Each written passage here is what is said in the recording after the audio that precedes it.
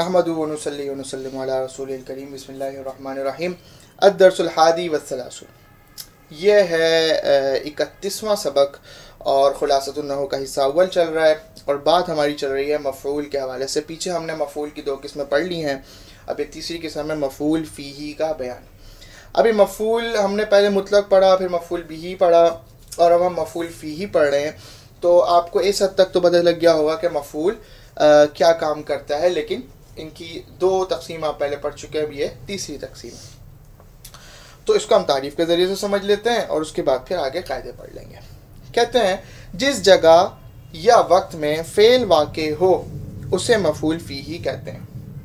اب دیکھیں، آپ نے پہلے مفعول بہ میں پڑھا کہ جس اسم کے اوپر فعل واقع ہو اسے مفعول بہ کہتے ہیں، لیکن اب یہاں دیکھیں تھوڑا سا فرق ہے. اب یہ اسم نہیں کہہ رہے، ابھی کہہ رہے ہیں جس جگہ پہ فعل واقع ہوا ہے، جس جگہ پہ فعل واقع ہوا ہے اس جگہ کو مفعول فیہ کہتے ہیں، یا اس وقت کو، جس وقت میں فعل واقع ہوا، کوئی کام انجام پایا، اس کو مفعول فیہ کہتے ہیں. اب مثال سے سمجھتے ہیں اس کو. کہتے ہیں دخلت فی المدینۃ یوم الجمعہ. دخلت فی المدینۃ یوم الجمعہ. اب یہاں پر دیکھیں یوم الجمعہ، دخلت فی المدینہ کہ میں مدینے میں داخل ہوا. کب داخل ہوا؟ یوم الجمعہ. تو یوم الجمعہ یہ جو ہے مفعول بنے گا اور یہ مفعول فیہ کہلائے گا، چونکہ جمعے کا دن وہ دن ہے جب میں مدینے میں داخل ہوا. تو یہ جو ہے وہ چونکہ وقت بتا رہا ہے، وہ وقت جمعے کا دن ہے، لہٰذا یہ مفعول فیہ ہوگا. اور اس کو ظرف بھی کہتے ہیں. تو آپ یوں کہیں گے کہ یوم الجمعہ اس کے اندر ظرف ہے، لیکن ظرف بن کے مفعول فیہ ہوگا اپنے فعل کے لیے. تنبیہ کہتے ہیں، دیکھیں ظرف سے پہلے حرف جر فی لفظاً موجود ہو تو ظرف مجرور ہوگا. ظرف سے پہلے حرف جر اور جر میں بھی کون سا؟ فی. حرف جر فی لفظاً موجود ہو تو ظرف مجرور ہوگا اور اس کو مفعول فیہ نہیں کہتے. اور حرف جر محذوف ہو تو ظرف منصوب ہوگا اور مفعول فیہ کہلائے گا. اب یہ بڑی واضح سی بات انہوں نے کر دی یہاں پر کہ چونکہ جو ہے وہ جو ظرف ہے، یعنی جو مفعول فیہ ہے، جو ظرف ہے وہ یا تو وقت ہوگا یا تو جو ہے وہ جگہ ہوگی. اور ان دونوں صورتوں کے اندر اگر کوئی حرف جر داخل ہو جائے، جیسے فی داخل ہو جائے، تو ایسی صورت کے اندر پھر ہم اسے ظرف مجرور کہیں گے اور اس کو مفعول فیہ نہیں کہیں گے.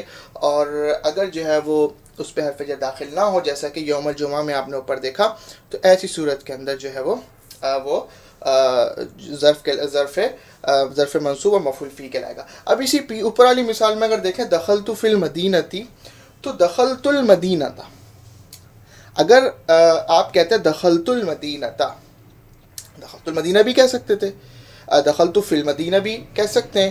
تو دخلت المدینہ کہتے تو پھر یہ مفعول فیہ بن جاتا، لیکن فی لگنے کی وجہ سے یہ مفعول فیہ نہیں بنے گا، بلکہ یہ صرف جار مجرور ہوگا اور یہ پھر ظرف کہلائے گا. لیکن جو یوم الجمعہ اگر آپ دیکھیں تو اس کے اندر جو ہے وہ ظرف، اس میں کوئی حرف جر داخل نہیں ہوا، لہٰذا یہ جو ہے مفعول فیہ کہلائے گا. اب ظرف کی اقسام پڑھ لیتے ہیں. دیکھیں ظرف کی اقسام. ظرف کی 2 قسمیں. ظرف کی 2 قسمیں یعنی ظرف جو آپ نے پڑھا کہ وہ یا تو وقت بتائے گا یا وہ جگہ بتائے گا. دیکھیں ظرف کی 2 قسمیں. ظرف زمان، یہ وہ ہے وہ وقت جس میں فعل واقع ہو.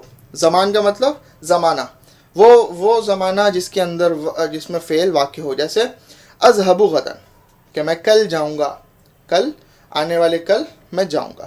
تو یہ جو کل ہے یہ ظرف زمان ہے. دوسری قسم ہے ظرف مکان، وہ جگہ جس میں فعل واقع ہو. جیسے صلیت خلف الامام کہ میں امام کے پیچھے نماز میں نے پڑھی. تو خلف الامام جو ہے یہ وہ جگہ ہے جس جگہ پہ نماز پڑھی گئی، تو پیچھے یعنی امام کے پیچھے، تو لہٰذا جو ہے ظرف مکان ہے. تو 2 قسمیں سمجھ میں آ گئی. پھر جو ظرف زمان ایسا زمانہ ظاہر کرے جس کی حد نہ ہو تو اسے ظرف زمان غیر محدود یا ظرف زمان مبہم کہتے ہیں. جیسے سمت دہرن کہ میں نے جو ہے وہ میں نے پورے زمانے بھر کا روزہ رکھا. اب وہ کتنا زمانہ روزہ رکھا نہیں پتا. اور جو ظرف زمان ایسا زمانہ ظاہر کرے جس کی حد ہو تو اسے ظرف زمان محدود کہتے ہیں. جیسے سمت شہرن کہ میں نے 1 مہینے کا روزہ رکھا. تو یہ بات جو ہے وہ یہاں سمجھ میں آ گئی کہ ظرف کی 2 قسمیں ہیں، اور اس کے بعد پھر جو ہے وہ اس میں پھر ظرف زمان کی بھی 2 قسمیں ہیں.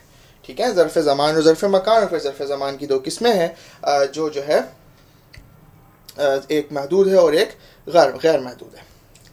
اب جو ہے وہ اگر ہم اس سے نیچے دیکھیں تو یہ کہتے ہیں